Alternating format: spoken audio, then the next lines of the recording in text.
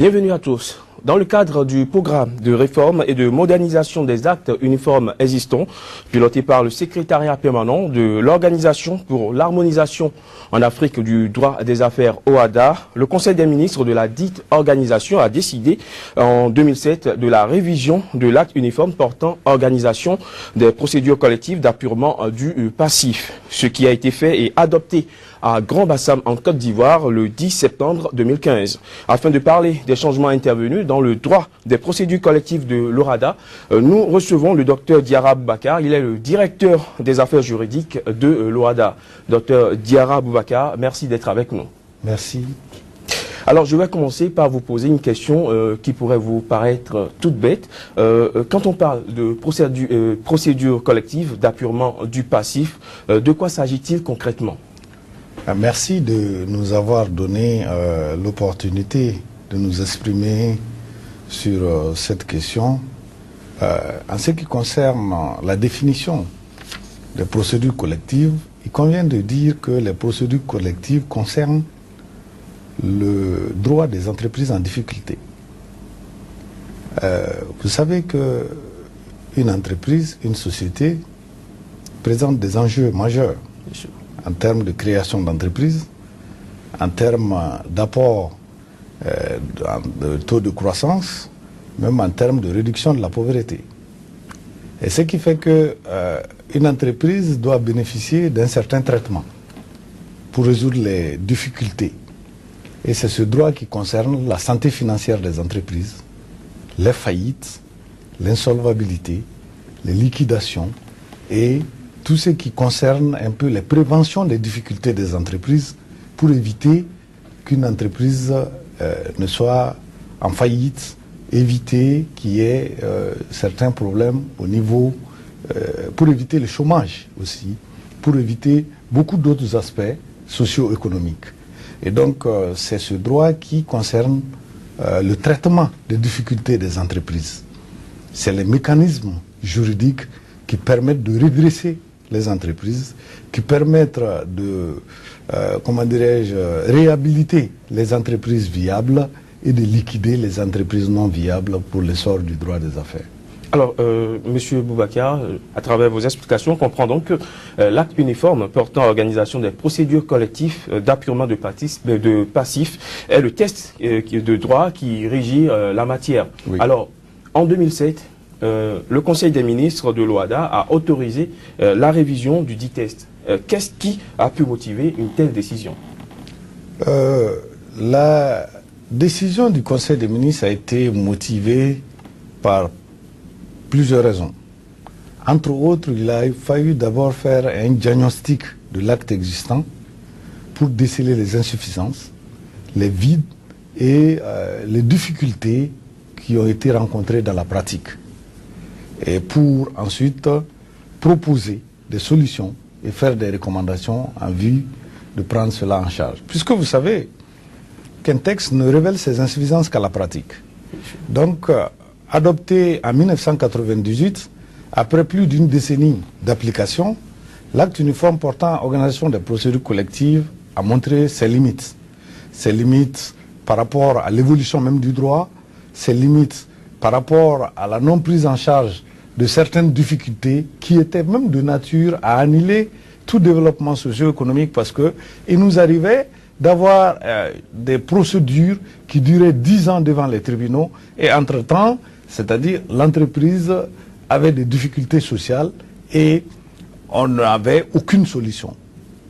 Il y avait aussi des procédures qui étaient ouvertes sur le plan international dont le droit OHADA n'avait pas prévu.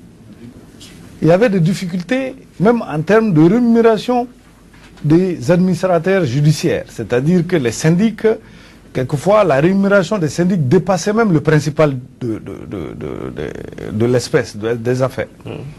Il y avait pas de clarté en termes même de répartition, c'est-à-dire des créances entre les différentes personnes impliquées Donc, il y avait une série de difficultés et que le diagnostic a pu déceler, c'est-à-dire il a fallu confier le diagnostic aux hommes de l'art, c'est-à-dire pour faire ce qu'ils ont appelé même une analyse économique du droit. Quel impact l'acte uniforme ancien a eu par rapport à la pratique, à l'évolution et à l'applicabilité dans l'espace. Alors, docteur Boubacar Diarra, le nouveau test qui régit l'organisation des procédures collectives dans l'espace OHADA a été adopté donc en Côte d'Ivoire le 10 septembre 2015 et selon ce qui se dit, le test désormais adopté et réformé vise plutôt à répondre aux besoins des opérateurs économiques pour le développement du secteur privé, non seulement au niveau des États membres de l'OHADA, mais aussi au niveau régional. Est-ce que vous qui avez participé à l'élaboration de ce nouveau test, vous pensez que l'objectif a été atteint? Je crois que l'objectif a été atteint puisque déjà il y avait des difficultés qui ont pu trouver leur solution. Mais je rappelais ici tout de suite qu'un texte ne révèle ses insuffisances qu'à la pratique.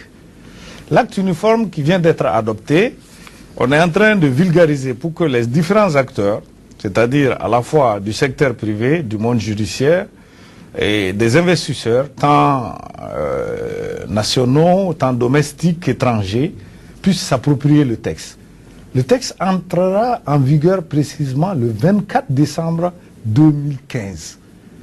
C'est au lendemain du 24 décembre 2015, après l'application de ce texte, qu'on pourra savoir réellement quels sont les tenants et les aboutissants. Mais déjà, c'est-à-dire le texte résorbe plusieurs difficultés constatées suivant les diagnostics et par la jurisprudence. C'est-à-dire qu'il y avait des difficultés d'application, il y avait quelques problèmes qui ont été soulevés devant les tribunaux et qui n'avaient pas de solution.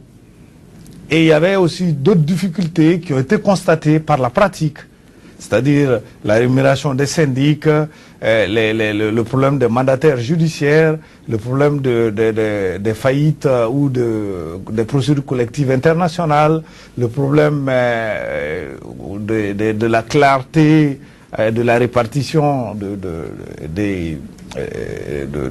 certains dividendes.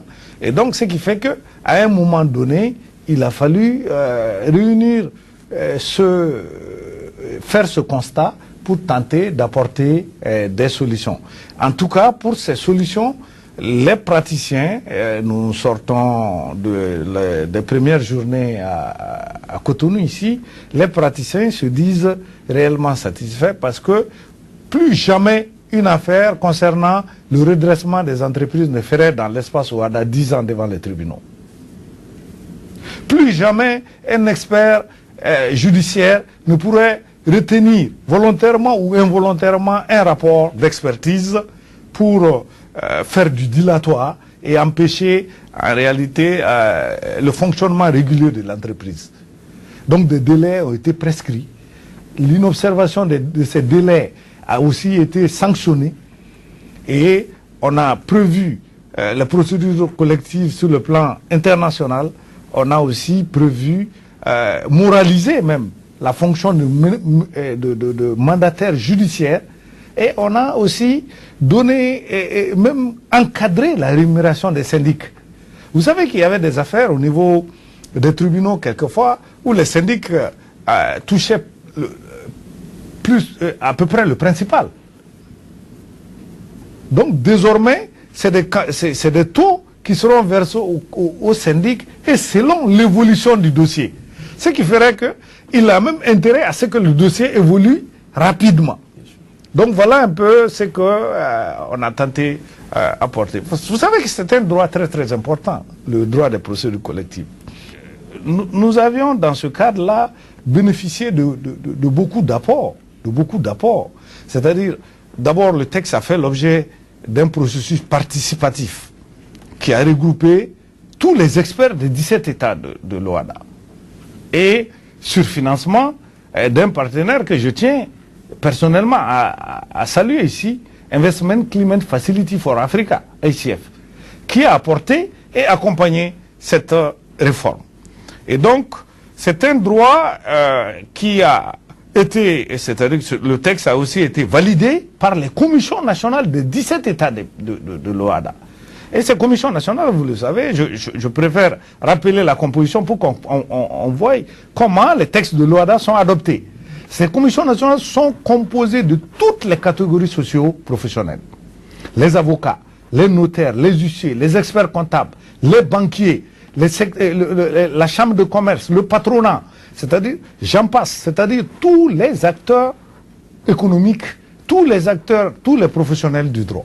Et c'est eux qui, à un moment donné aussi, donnent des observations, font des observations, et ce qu'on appelle un peu dans le jargon de l'OHADA des avis pays, qui sont encore discutés en plénière pour voir la pertinence et ensuite retrouver un texte. Et vous savez aussi qu'à l'OHADA, c'est la règle de l'unanimité. Donc, il faut que tous les États conviennent de toutes les dispositions sans exception. Et c'est ça qui fait la particularité de l'OHADA. Donc voilà un peu où nous en sommes. Alors, docteur Diarra Boubacar, nous sommes presque à la fin de cet entretien. Mais une dernière question avant de vous laisser partir très rapidement. Le secrétariat permanent de l'OHADA a organisé dans les États membres une tournée de vulgarisation du nouvel acte uniforme portant à l'organisation des procédures collectives d'appurement du passif. Vous étiez déjà les 27 et 28 octobre 2015 à Bamako. Où en êtes-vous exactement pour cette tournée de vulgarisation? Merci. Nous sommes dans une tournée de vulgarisation et de sensibilisation avant même l'entrée en vigueur de l'acte que j'ai rappelé, qui rentrera en vigueur précisément le 24 décembre 2015. Et donc, vous savez que l'OHADA tente, dans la mesure du possible, de vulgariser et tenant compte souvent d'une rotation et de l'équilibre régional. C'est pourquoi on était à Bamako les 27 et 28. Aujourd'hui et demain, nous sommes à Cotonou. Plus tard, nous serons à Kinshasa. Et après, à Rabat, c'est-à-dire juste hors de l'espace OHADA. Parce que le droit OHADA ne s'adresse pas seulement aux investisseurs nationaux, il s'adresse aussi aux investisseurs étrangers. Donc, il faut voir dans quelle mesure porter, c'est-à-dire nos nouveautés, porter les projets porteurs au niveau de notre zone pour que les opérateurs à la fois nationaux et étrangers puissent s'en inspirer ou même s'en approprier pour mener à bien leur affaire. Donc, et dans la mesure du possible, l'OHADA bénéficie du soutien des partenaires techniques importants. J'ai cité ICF, il y a la Banque mondiale, il y a l'Union européenne, il y a même d'autres organisations africaines, telles que la BAD, telles que l'UOMOA, etc., etc. Donc, je crois que dans la mesure du possible, l'OHADA s'y attelle aisément et avec professionnalisme, et je crois que jusque-là, c'est reconnu. Je voudrais terminer même en vous disant que le dernier rapport Doing Business,